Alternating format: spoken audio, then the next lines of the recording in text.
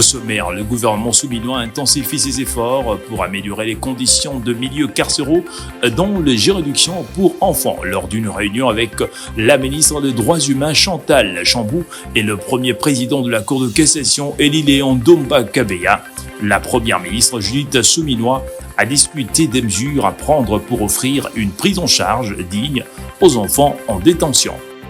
1685 détenus malades ont été libérés de la prison de Makala à Kinshasa le 22 septembre 2024. L'opération a été supervisée par le ministre de la Justice Constant Mutomba. Cette opération s'inscrit bien sûr dans un programme de désengorgement des prisons. 15 000 détenus vivent dans cet établissement, 10 fois plus que la capacité initiale du pénitencier. Les conditions de détention y sont désastreuses. Quant à ceux, les avis sont divergents auprès de la population de Kinshasa. Et pour finir, une œuvre littéraire a été baptisée le samedi 21 septembre 2024 à Kinshasa par la députée nationale de l'Atchangou Kalanji Kalanji-Ogu au centre évangélique de la foi en Christ, Anjili Sikomaf. L'ouvrage est intitulé Révérend évangéliste Jean-Paul Mayata, pasteur de la foi, vie et ministère.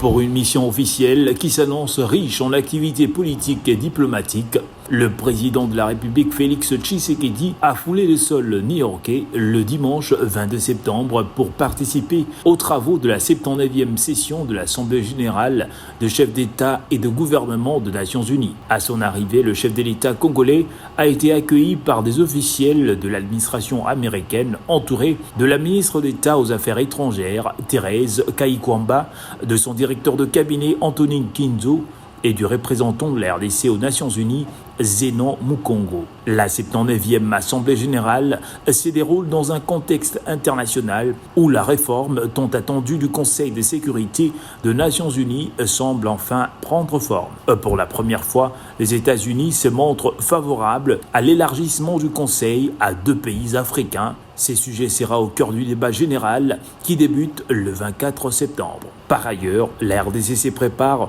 à son élection prévue le 9 septembre prochain au Conseil des droits de l'homme. La RDC prétend également à un siège parmi les 2 nouveaux membres permanents africains du Conseil de sécurité. Le discours de Félix Tshisekedi à la tribune des Nations Unies est particulièrement attendu. Il devra aborder les efforts déployés pour rétablir l'intégrité territoriale de la RDC face à l'agression rwandaise. Le président poursuivra également son plaidoyer en faveur de son pays à travers des rencontres bilatérales et multilatérales.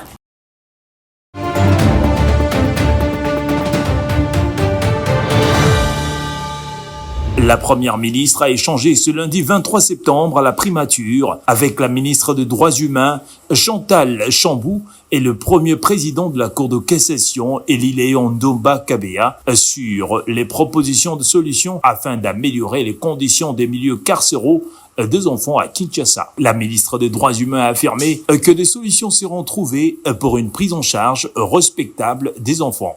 Le gouvernement prévoit de rétablir les enfants dans leurs conditions normales, c'est-à-dire on va relocaliser temporairement les milieux carcérales, là où se trouvent les enfants, on va les mettre dans de bonnes conditions, on va les nourrir, les envoyer des psychologues et tout, donc il y aura une prise en charge respectable. Pour sa part, le premier président de la Cour de cassation tient mordicus à la fin de conditions infrahumaines pour la détention des enfants. Après une tournée que nous avons effectuée dans les 5 juridictions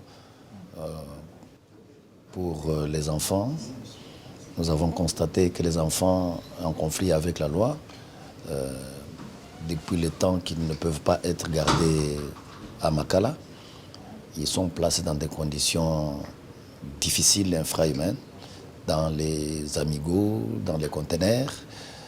C'est une situation urgente qui concerne les droits de ces enfants. Le gouvernement envisage aussi résoudre la même situation au niveau de province dans les prochains jours. Les conditions pénitentiaires laissent à désirer dans la plupart de prisons de la RDC. Voilà pourquoi le gouvernement a prévu au deuxième pilier de son programme d'action de construire et réhabiliter les infrastructures judiciaires et pénitentiaires.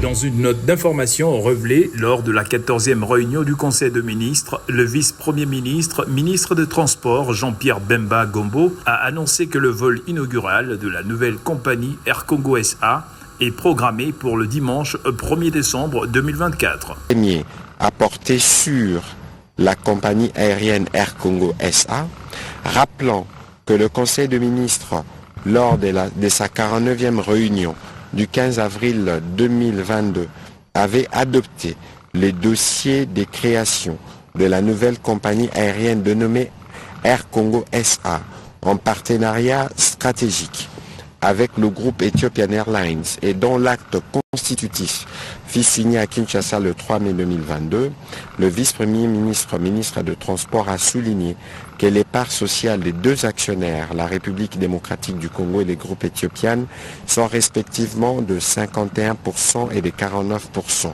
pour un montant total de 40 millions de dollars américains. Après une interruption du processus en 2023, suite aux échéances électorales et l'instruction d'expédition des affaires courantes, il a indiqué que depuis le 13 septembre 2024 a été relancée à Kinshasa la phase de mise en œuvre effective avec la réunion technique regroupant les parties prenantes. Et la date du 1er décembre a été retenue pour le premier vol inaugural. Le ministre du portefeuille Jean-Lucien Boussa a signé le même jour à Kinshasa le statut de la compagnie avec le groupe Ethiopian Airlines. Bien qu'il ne soit pas attardé sur le vol inaugural, il a évoqué l'arrivée imminente des aéronefs. Les premiers avions au nombre de 2 toucheront Kinshasa dès décembre prochain. Et dans un délai de 6 mois, soit autour de juin 2025, 4 avions supplémentaires seront ajoutés. Ainsi, Air Congo SA se prépare à prendre son envol, promettant de renforcer le réseau aérien du pays.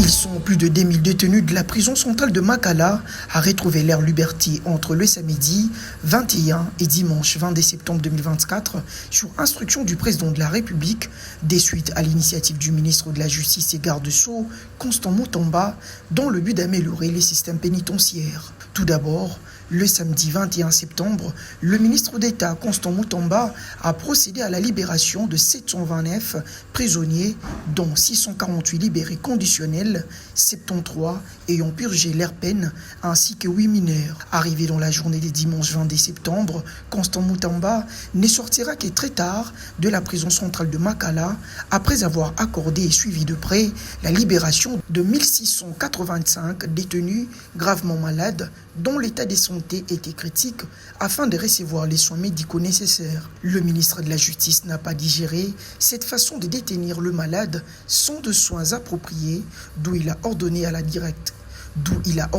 directrice ad intérim de ne plus faire traîner le malade. Ici est de signaler que ces libérations font suite à l'opération visant à désengorger les établissements pénitentiaires surpeuplés du pays.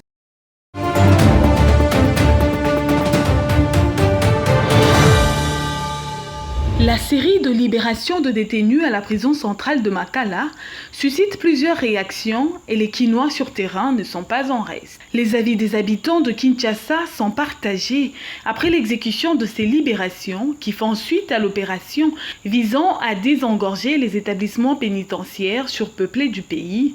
Une catégorie de Kinois est favorable.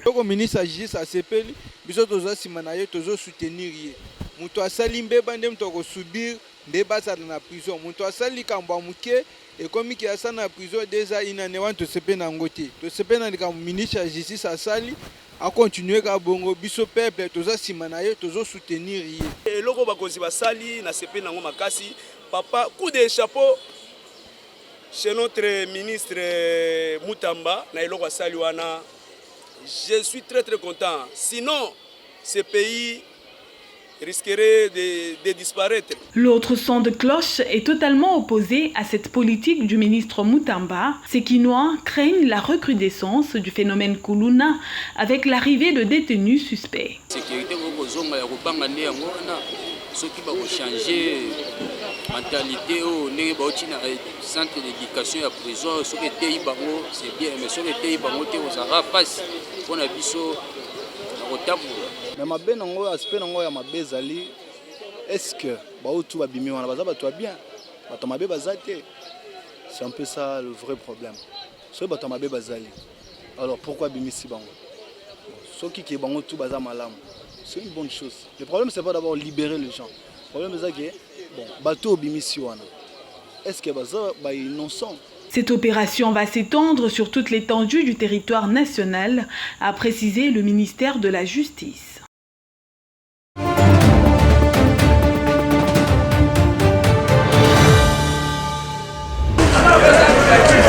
Ces gestes marquent le premier pas d'un accompagnement pour une meilleure qualité des études supérieures aux étudiants. Nous avons Nyoko Kanaele Aron. À l'Institut supérieur des techniques appliquées, ISTA, la ministre de l'Enseignement supérieur et universitaire, Marie-Thérèse Sombo, lance officiellement ce programme dénommé « Un étudiant, un ordinateur » pour un programme conduit sous la bénédiction du ministère de l'ESU et de l'accompagnement financier et technique de la First Bank DRC ainsi que de Matic Entreprises, fournisseur de ces ordinateurs innovants Made in Congo aux étudiants souscripteurs. La ministre Marie-Thérèse Sombo a dans son allocution brossé les grandes visions de ce projet d'accompagnement aux étudiants. Ce projet vise premièrement à apporter un soutien au système LMD adopté dans notre pays depuis quelques années, mais qui rencontre quelques écueils parmi lesquels l'accès à l'outil informatique. Deuxièmement, encourager l'innovation et l'esprit d'entrepreneuriat. Avec cet ordinateur, le monde s'ouvre aux étudiants et ils peuvent développer des projets, créer des entreprises et participer à la transformation numérique de notre pays. Les étudiants deviendront non seulement performants, mais aussi des innovateurs capables de proposer des solutions nouvelles pour le développement de la RD Congo. Troisièmement, soutenir l'économie locale et les jeunes entrepreneurs. Ce projet ne se limite pas à l'attribution des ordinateurs. Il s'inscrit dans une démarche plus large.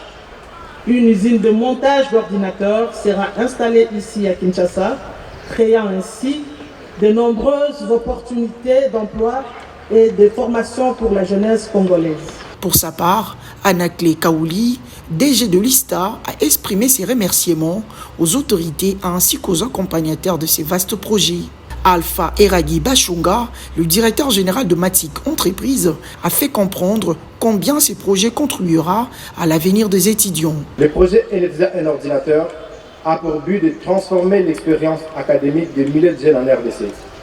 Nous voulons rendre chaque étudiant compétitif sur le marché mondial en leur offrant non seulement un ordinateur, mais un outil d'apprentissage, un pont vers le savoir et une opportunité de bâtir leur avenir avec la technologie de demain. De leurs mains, les étudiants souscripteurs de ce programme ont reçu à tour de rôle leurs ordinateurs, puis venu le moment de photos de famille pour immortaliser ces beaux moments. La cérémonie s'est sanctionnée avec une visite des stands de Matic Entreprises par les autorités.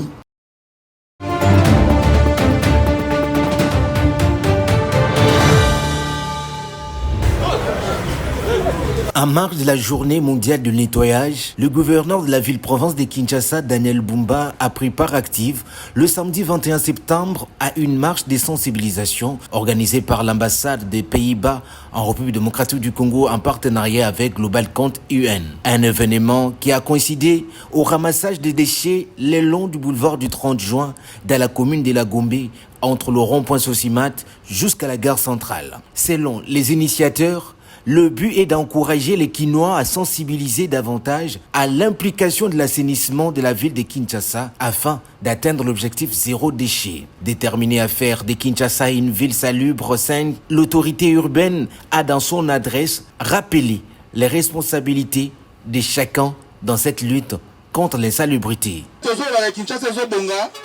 Il y a gouverneur Kagate, il y a vice-gouverneur, M. Diye Kagate, il y a gouvernement provincial Kagate, mais il y a des Kinois Nyonso. Kinshasa est un miroir, il y a pays Nabiso. Les loyaux, ils vont respecter Biso, ils vont considérer Biso par rapport à l'État et à la ville à Kinshasa. Dans Kinshasa, on est en contact avec l'international. Kinshasa est égalé salité, dignité et aux alentours. Tata Mogonzamboka, Félix Antoine Tshisekedi Tshilombo, alors il clairement le programme, il y a 6 engagements, il y a 3 initiatives présidentielles, qu'il est très clairement repris que nous devons avoir des villes assainies. Alors Kinshasa, les loyaux, salité pour Bosoto et l'équipe Makasi. Bosoto wana et Botami n'a pas comportement nabiso. Faut que on changer le comportement nabiso. Avant que l'hôpital soit la mesure coercitive pour contenir la retour ça, et Zali Malam Moussoko Bisomo aujourd'hui conscience. Liboso Anda Kunayo, 10 mètres Liboso Anda Kunayo, Kombola Tcha propriété, Kangisa déchets. S'appuyant sur les 6 engagements du chef de l'État, les 3 initiatives présidentielles, le gouverneur de la ville-province de Kinshasa appelle les Kinois au changement des mentalités. L'autorité urbaine a rassuré que dans le jour qui viennent, le gouvernement provincial, au travers le ministère de l'Environnement, de la propriété publique et de l'embellissement de la ville, va installer les décharges finales pour la bonne gestion des déchets dans la ville-province de Kinshasa.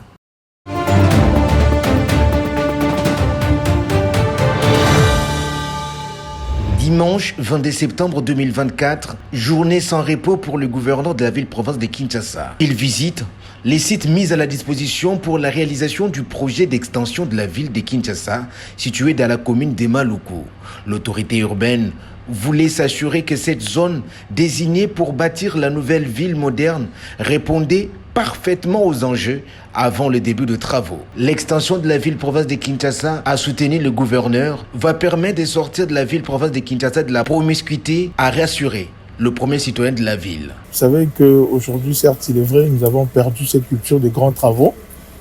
Ça fait belle lurette, mais ça, c'est une réalité que nous allons vivre. Déjà là, au mois d'octobre, comme on vient d'être renseigné par le coordinateur de ce projet d'extension de la nouvelle ville, de la ville de Kinshasa, première phase qui consiste à mettre la mise en place de la zone industrielle, qui commencera déjà le mois d'octobre.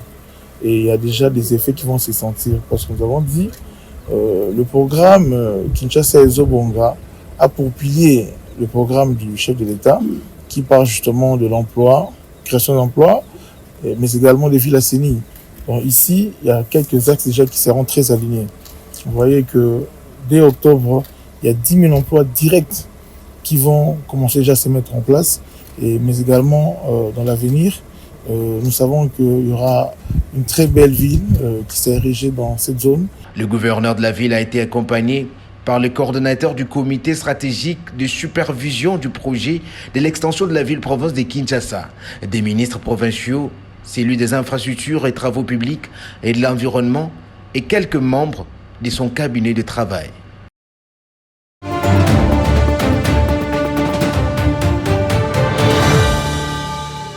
Demeurant sous l'autorité directe du président de la République, l'IGF ne s'est pas écarté de ses fondamentaux. Reçu en audience par le chef de l'État, Félix Antoine Tshisekedi Tshilombo, l'inspecteur général chef des services, Jules Alenguete, est ici pour présenter les rapports de ses activités dans le cadre de la surveillance des opérations financières de l'État. Selon l'inspecteur général chef des services de l'IGF, le président de la République, à travers des instructions claires et précises, souhaite que l'IGF travaille activement afin d'appuyer la mobilisation de recettes au pays. S'inscrivant dans la droite ligne des instructions données par le président de la République en vue d'incarner sa vision en matière de la lutte contre la corruption, l'inspecteur général chef des services marque toute sa détermination. De son côté, le directeur général de l'autorité des régulations de la sous-traitance dans le secteur privé, Miguel Kachal-Katembe, est également reçu dans la même soirée de mercredi par le chef de l'État Félix Antoine Tshisekedi Tshilombo. Il devrait pour sa part mobiliser toutes les sociétés sous-traitantes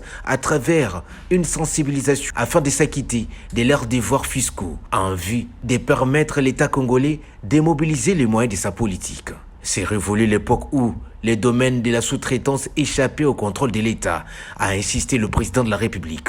Les ressources issues de sous-traitance sont désormais retraçables et contribuent au budget national.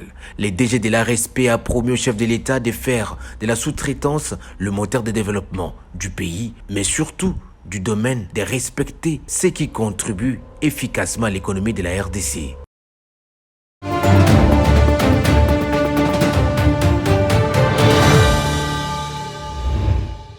Révérend évangéliste Jean-Paul Mayata, pasteur de la foi, Vie et ministère, une œuvre littéraire baptisée le 21 septembre à Kinshasa par la figure de proue de l'Atchangou, l'honorable Kalanji Ogu, au centre évangélique de la foi en Christ, Anjili Sekomaf. Cette cérémonie de vernissage est la première de la structure La Plume de la foi, avec un ouvrage contenant 60 pages, scindé en 4 chapitres, tout simplement parce qu'il était important pour l'auteur de remonter à la vie personnelle, le parcours et le ministère. Et aussi, il s'est inspiré du talent de l'orateur, qui est le père fondateur du CFC. De son côté, l'évangéliste a exhorté toute l'Église à s'ouvrir dans tous les domaines de la vie, notamment par de belles initiatives. S'en est suivi le baptême proprement dit. C'est avec un immense plaisir